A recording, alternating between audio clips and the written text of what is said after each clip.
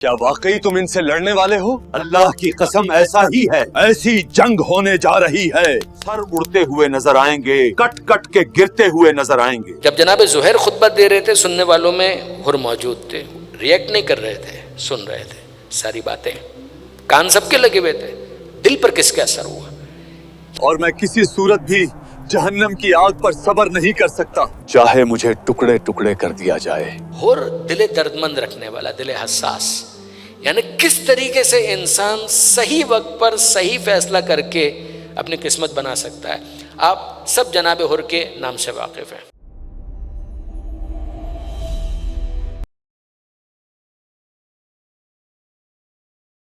مگر یہاں پر یہ جب گفتگو ہو رہی تھی تو ایک آدمی تھا کہ جو صحیح معنوں میں اس وقت تذبذب کے عالم میں تھا، بالکل آپ کہیں کہ دل ایک پینڈولم کی طرح سے رائٹ اور لیفٹ، رائٹ اور لیفٹ، رائٹ اور left, what should I do, should I go there, should I stay here, کیا کرنا چاہیے کیا نہیں کرنا چاہیے۔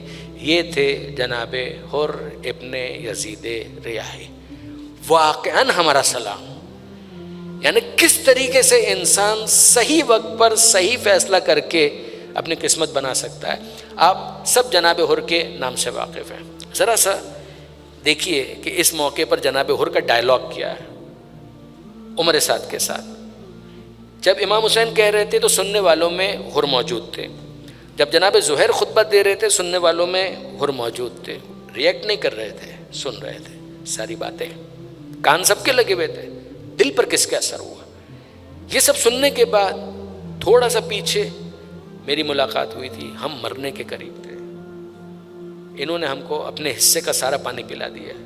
یعنی عزیزان آپ سر سوچیں کہ اگر امام نے اس موقع پر ان کو پانی نہ پلایا ہوتا، 1000 آدمی، 1000 آدمی، ادھر امام کے پاس کتنے، 100 200 300، انہیں لیڈیز کو بھی آپ ملا لیں تو اس سے زیادہ تو نہیں ہے، ادھر کون ہے، 1000 آدمی، 1000 آدمی کے اندر جانور بھی ہے، 1000 آدمی، 1000 جانور مرنے کے قریب، اگر پانی نہ دیں یہ سب مر جائیں گے، اور اگر ان کو پانی دے دیں تو یہ بچ جائیں گے۔ اگر امام یہ پانی ان کو نہ دیں، یہ 7 محرم کو پانی بند بھی کر دیں، کتنا اسٹاک ہوگا؟ یہ 3 دن آسانی کے ساتھ نکل جاتے ہیں، یہ 3 دن بڑے پیار سے نکلتے، کوئی مسئلہ نہیں ہوتا، وہ اسٹاک اتنا رہتا کہ وہ 3 دن کو بالکل کور کر سکتا تھا۔ امام اینٹیسپیٹ کر رہے ہیں کہ ہم کو بعد میں کن حالات کا سامنا کرنا پڑ سکتا ہے، پھر بھی پانی پلایا، جانوروں کو بھی پانی پلایا۔ اور دل درد مند رکھنے والا، دل حساس، ایک تو موقف کی سچائی لاجک کی بنیاد پر، دوسرا وہ احسان، ہم کو انہوں نے پانی پلایا اور ہم نے ان کے اوپر پانی بند کر دیا۔ یہاں پر آئے ہیں جناب حر عمر سعد کے پاس، اور کیا گفتگو ہوئی ہے اب ذرا سنیے۔ اب مقاتل انت حاضر رجل، کیا واقعی تم ان سے لڑنے والے ہو؟ یعنی حر کو یقین نہیں آ رہا کہ کیا واقعاً یہ جنگ ہونے والی ہے، کیا ایسا ہونے والا ہے کہ ہم حسین ابن علی کو قتل کرنے جا رہے ہیں، کیا واقعی ایسا ہونے جا رہا ہے؟ اس کے جواب میں عمر سعد نے کہا ای واللہ، اللہ کی قسم ایسا ہی ہے، قتالا، ایسی جنگ ہونے جا رہی ہے، ایسرہ، سر اڑتے ہوئے نظر آئیں گے، کٹ کٹ کے گرتے ہوئے نظر آئیں گے، ہاتھ اڑتے ہوئے نظر آئیں گے، کٹ کٹ کے گرتے ہوئے نظر آئیں گے۔ اب حر سوال کرتے ہیں افما لکم فی واحدۃ من الخصال التی ارد علیکم رزن، یہ جو امام حسین اتنی باتیں فرما رہے ہیں، ان میں سے کوئی بات بھی تمہیں قبول نہیں ہے؟ کوئی ایک بات بھی قبول نہیں ہے؟ حسین کہہ رہے ہیں کہ مجھ کو بیعت پر مجبور مت کرو، 1، مجھ سے مت لڑو، 2، نمبر 3، میرا راستہ چھوڑ دو، میں اپنے موقف کو لے کر جہاں امن کے ساتھ رہ سکتا ہوں میں رہوں گا۔ کیا یہ تمہارے لیے ایکسیپٹیبل نہیں ہے؟ عمر سعد کا جواب سنیے۔ عمر سعد کہتا ہے واللہ، اللہ کی قسم اگر معاملہ میرے اختیار میں ہوتا تو میں ایسے ہی کرتا، مگر جو تم لوگوں کا امیر ہے وہ نہیں مانتا۔ عبید اللہ ابن زیاد نہیں مانتا، عبید اللہ ابن زیاد کے پیچھے یزید ہے وہ نہیں مانتا۔ یعنی اگر آپ دیکھیں کہ مورل تو کوئی سٹینڈنگ ہی نہیں رہی نا۔ یعنی ایک آدمی کہہ رہا ہے میں خود مانتا ہوں کہ جو موقف اس کا ہے وہ صحیح ہے، جو موقف ہمارا ہے وہ غلط ہے، مگر میں کیا کروں، اس لیے کہ میں تو حکم کا بندہ ہوں، میں یہاں پر کسی پرنسپل کو فالو نہیں کر رہا، میرا تو معاملہ بڑا سمپل سا ہے، بیک گراؤنڈ میں دیکھیں وہ رہ کی حکومت وہ ہاتھ سے چلی جائے گی۔ نمبر 2، میں یہاں پر آیا ہوں اس کے نمائندے کے طور پر، تو I have to discharge my duty, مجھے تو یہ کرنا ہے، چاہے وہ صحیح ہے تو بھی کرنا ہے، غلط ہے تو بھی کرنا ہے، تو میں تو اس کو کرنے کے لیے آیا ہوں۔ شمر کو مقرر اسی لیے کیا گیا ہے کہ شمر ماتحتی میں رہے، لیکن ساتھ ساتھ نظر بھی رکھے کہ عمر سعد اکارڈنگلی امپلیمنٹ کر رہا ہے یا نہیں کر رہا۔ کہ میرا معاملہ یہاں پر جتنے جملے اس نے کہے وہ اتنے ہیں کہ اگر میرے ہاتھ میں ہوتا تو میں ایسا ہی کرتا، مگر میں کیا کروں، جو تمہارا امیر ہے وہ نہیں مانتا۔ اب اس کے بعد حر نے ریئلائز کیا کہ اس کا مطلب یہ کہ عمر سعد سے بات کرنے کا کوئی فائدہ نہیں، اٹس آف نو یوز۔ تو پھر اس نے کیا کیا، اب ذرا دیکھیے، کچھ دیر کے لیے جناب حر نے تقیے پر بھی عمل کیا۔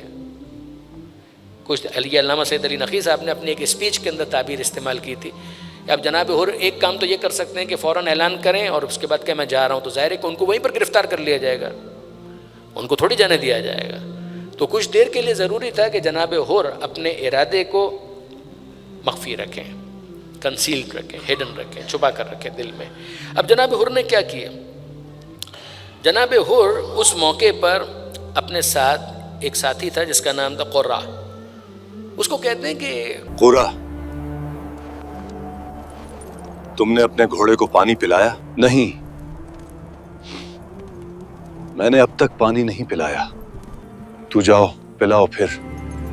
وہ خود کہتے ہیں کہ مجھے ریئلائز ہوا کہ حر پسند نہیں کر رہے کہ میں یہاں پر اس کے پاس رکوں۔ میرے دل میں خیال بھی آیا کہ شاید حر جنگ نہیں کرنا چاہتے، شاید حسین کی طرف جانا چاہتے ہیں۔ بعد میں یہ قرہ کہتا ہے کہ اگر حر نے مجھے بتا دیا ہوتا نا کہ وہ حسین کی طرف جا رہے ہیں تو میں بھی اس کے ساتھ جاتا۔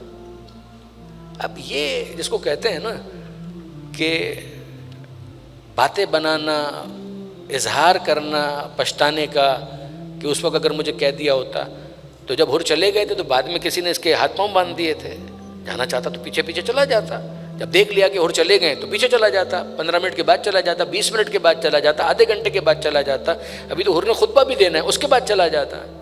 مگر یہ پھر باتیں ہوتی ہیں، گون از گون، پھر اس کے بعد جو موقع چلا گیا چلا گیا۔ No sense of crying over spilled milk, opportunity is lost, وہ اپارچونیٹی گئی، وہ موقع چلا گیا۔ وہ جس کو آپ کہتے ہیں نا کہ اسٹچ ان ٹائم سیوز 9، کہ پہلے موقع پر یہ تو ایک توبہ کہنی تھی، اگر وہ کر لیتے تو ایک چھوٹا سا ٹانکا تھا وہ لگ جاتا، ایک اسٹچ میں کام ہو جاتا، لیکن پھر بعد میں وہ 9 ٹانکوں سے بھی وہ کام نہیں ہوتا کہ جو پہلے مرحلے میں ایک چھوٹے سے ٹانکے سے ہو سکتا تھا۔ تو اس نے کہا کہ مجھے اس وقت اگر بتا دیتے حر تو میں چلا جاتا ان کے ساتھ، مگر انہوں نے مجھے بتایا ہی نہیں، تو میں تو چلا گیا گھوڑے کو پانی پلانے اور وہ ادھر نکل گیا۔ اور پھر اس کے بعد اب جب جناب حر آہستہ آہستہ اور کلوز ہو رہے تھے تو ایک اور شخص ہے کہ جس سے ان کی ملاقات ہوئی، مہاجر ابن اوس، ایک اور سولجر یزیدی فوج کا۔ اس نے جناب حر کی جو کیفیت دیکھی نا، یعنی ایک شخص کی کیا کیفیت ہو رہی ہوگی، آپ تھوڑا سا ریئلائز کریں۔ تو مہاجر ابن اوس کہتا ہے کہ جب میں نے حر کی یہ کیفیت دیکھی تو میں نے کہا، حر، یہ تمہاری کیا حالت ہے؟ میں نے تمہاری کسی موقع پر یہ حالت نہیں دیکھی۔ اگر مجھ سے پوچھا جاتا کہ کوفہ میں سب سے زیادہ بہادر کون ہے تو میں تمہارا نام لیتا۔ اس وقت یہ جو تمہاری کیفیت ہے، ہاتھوں میں ارتعاش، پیروں میں لڑکھڑاہٹ، تم سے بات نہیں کی جا رہی ہے، یہ کیا کیفیت ہے؟ اس پر جناب حر نے کہا، میرے سامنے اس وقت جنت اور دوزخ کا سوال درپیش ہے۔ مارک دا ورڈز، یہ جناب حر یہ نہیں کہہ رہے وطن کے لیے، یہ نہیں کہہ رہے ملک کے لیے، یہ نہیں کہہ رہے شہر اور علاقے کے لیے، نہ، میرے لیے اس وقت جو سوال ہے جنت اور جہنم کا ہے، دین انوالو ہے، ریلیجن انوالو ہے۔ حسین کے مقابلے پر اگر تلوار چلاتا ہوں دین جاتا ہے، اگر حسین کے مقابلے پر تلوار چلاتا ہوں جنت نہیں ملے گی، اگر حسین کے مقابلے پر تلوار چلاتا ہوں میں جہنمی بننے جا رہا ہوں۔ یہ اگر آپ دیکھیں کہ کتنا کنونس ہونے کے بعد یہ جملہ جناب حر کی زبان پر آ رہا ہے۔